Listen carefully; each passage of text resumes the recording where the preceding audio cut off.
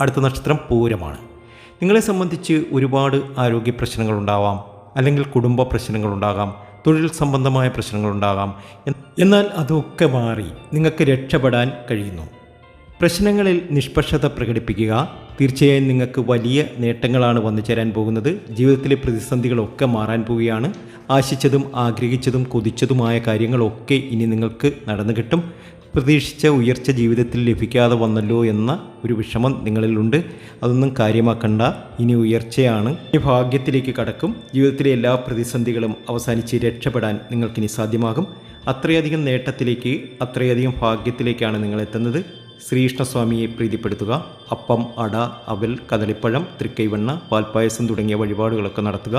ഒരു പുതിയ ജോലി ലഭിക്കാനും അതിൽ നിന്നും രക്ഷപ്പെടാനും ഒക്കെ കഴിയുന്ന സമയമാണ്. ഭാഗ്യത്തിലേക്കാണ് കടക്കുന്നത്. നേട്ടങ്ങൾ ഒരുപാട് വന്നു ചേരും. ആശിച്ചതും ആഗ്രഹിച്ചതും ഒക്കെ നിങ്ങൾക്ക് ഇനി ലഭ്യമാകുന്ന സമയമാണ്. ആയില്യം നക്ഷത്ര ജാതകരുടെ ഏറ്റവും അനുകൂലമായ സമയത്തിലേക്കാണ് ആയില്യം നക്ഷത്ര ജാതകർ എത്തിയിരിക്കുന്നത്. ഇനി നിങ്ങൾക്ക് രക്ഷപ്പെടാൻ തീർച്ചയായും സാധിക്കും. അടുത്ത നക്ഷത്രം പുണർതമാണ്. നിങ്ങളെ സംബന്ധിച്ച് ഒരുപാട് വിഷമതകളുണ്ട്, ആരോഗ്യ പ്രശ്നങ്ങളുണ്ട്. എന്നാൽ ആ പ്രശ്നങ്ങളൊക്കെ മാറി നിങ്ങൾക്ക് രക്ഷപ്പെടാനുള്ള ഒരു അവസരം നിങ്ങളുടെ മുന്നിൽ തെളിയുകയാണ്.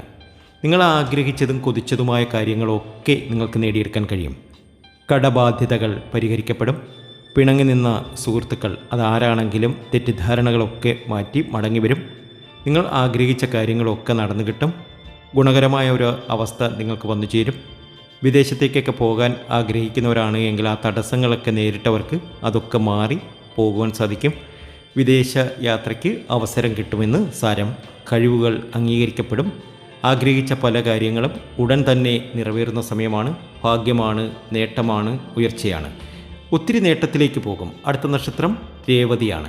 രേവതി നക്ഷത്ര ജാതകർക്കും ഇത് ഭാഗ്യത്തിൻ്റെയും ഐശ്വര്യത്തിൻ്റെയും സമൃദ്ധിയുടെയും സമയമാണ്.